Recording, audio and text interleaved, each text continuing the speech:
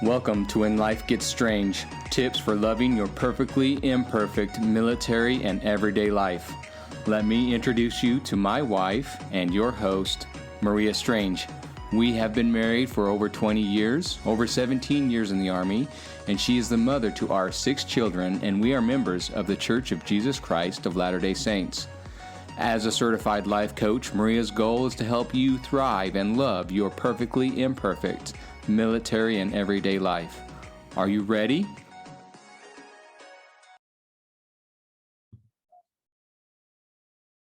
Hey ladies, welcome back to episode 21, Other People's Feelings. So if you're listening to this podcast at a later date, this is the end of August of 2021, and we're going to be talking about what's going on in Afghanistan and how people are dealing with that. So if you listen to this podcast later, I just kind of wanted you to know what is going on in the world. If you like this podcast, please share it, invite others, leave me a review. We would love them. Okay, so last week we talked about burnout and how it's a result that you create with your thoughts. So this week we're going to talk a little bit about, well, my plan originally was to talk about when your husband is feeling burnt out, but we're going to do that another day. And I want to talk about what's going on in Afghanistan and how our service members are feeling and how you as a spouse or a significant other are feeling. Because I've heard from a lot of wives and significant others over the past few days that they don't know how to help their husbands. They're just kind of feeling at a loss. I've heard the word that their spouse, his PTSD is going to get worse. I've heard that they feel like they're on suicide watch. But I've also seen and heard how they're checking up on one another and coming together as a community. That is one of the amazing things about us. We do come together as a military community. I saw a t-shirt that said, we may make fun of one another, and it was talking about the different branches, but if you kill one of us, we're all coming after you. And it just kind of made me pause for a moment and how true that is, that as a military community, we come together in times of needs. And as we are mourning the loss of 13 soldiers, 13 Marines, that we are coming together, that we are looking for ways to serve each other. We are praying for each other. I'm praying for our servicemen and women. I'm praying for your guys' families. I'm praying for you guys. So with that, I've had wives share how their spouses upset over what the situation in Afghanistan, and they don't know how to help them. They're like, all I can do is listen and love them, but I can't make them feel any better, and I want to. And so I asked, well, why do you want to make your spouse feel better? Your husband, your boyfriend, your girlfriend, why do you want to make them feel better? And as they thought about it, it really came to that. If they can make them feel better, they believe that maybe that they can feel better. But then I also asked them, should they not be upset over the situation in Afghanistan? Is it okay for them to feel mad, sad, hurt, upset? I remind my clients that it's okay for their husband, boyfriend, girlfriend, significant other to feel that way.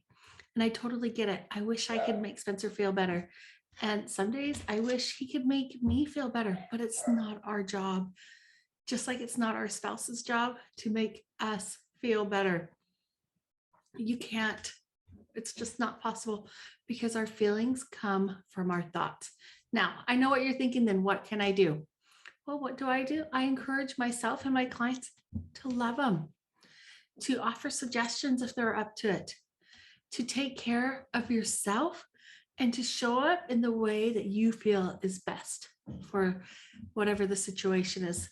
This past weekend, I went and spent Saturday with one of my girlfriends and we just hung out. We went and got a pedicure. We went to lunch. We went to the movies. And I came home feeling so rejuvenated and ready to give to my family. And I just had more to offer because I had taken care of myself. So one of the best ways to show up for your spouse is to take care of you. And I also want you to think about it. What if telling your spouse that you're there for him is the very best thing, that you're willing to sit with him and listen and just let him process whatever it is that he's going through, whatever his thoughts are, and letting him know that he's allowed to feel all of it. What if he needs time to himself or to work on a project or to go to the gym? Maybe he just needs to take a nap. Allow him the space to process and give him grace. Give yourself grace. What's going on right now is really hard. And as a military community, we're really feeling it. So give yourself grace. Give your spouse grace. And remember, no matter what, you can't control his feelings, no matter how nice it would be, just like he can't control yours. But we can be there for our soldiers. We can be there for our friends. We can be there for ourselves. We can stop fighting the what is. We can stop playing the what if game. What if I did this? Or what if I did that? Or I should be doing this.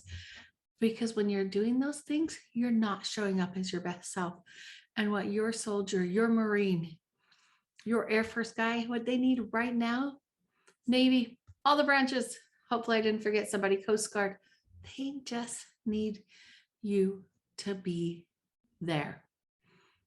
And now I've heard, a lot of people are like, everything we've done over the past 20 years doesn't matter.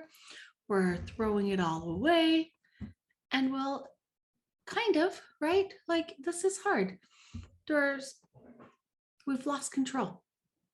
And it is sad. And people are getting hurt. And that's even more sad. But I don't believe that everything that we've done over the past 20 years was lost. So let me tell you a little story. A little boy was walking along the beach where hundreds of starfish had washed up on shore. An older woman, as the little boy walked down the beach, he would pick up starfish and throw them back into the ocean.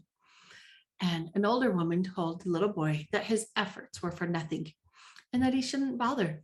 However, the little boy picked up a starfish and he threw it into the water and said, I just made a difference for the one. For that one little starfish, the little boy had made a difference. He had saved his life. And I believe that over the past 20 years, we have made a difference. We have saved thousands and improved the quality of life for countless others. And I'm choosing to believe that that will make a difference for generations to come. Now, if you're struggling, if your spouse is struggling, there's resources out there. There are people here to help. If you don't know how to find them, reach out. I will help you find them. If you need someone to pray with you, I'm here. If you just want someone to listen and you want to vent for a little bit, I'm here for that too. If you guys want help learning to let go of the desire to control others' feelings and just take ownership over your own feelings and allow others to feel however they want, then shoot me a DM. Let's set up a time to chat. I would love to connect and help you out. As always, you can find me on Facebook and Instagram at Maria Strange Coaching, and we'll see you next week. Bye.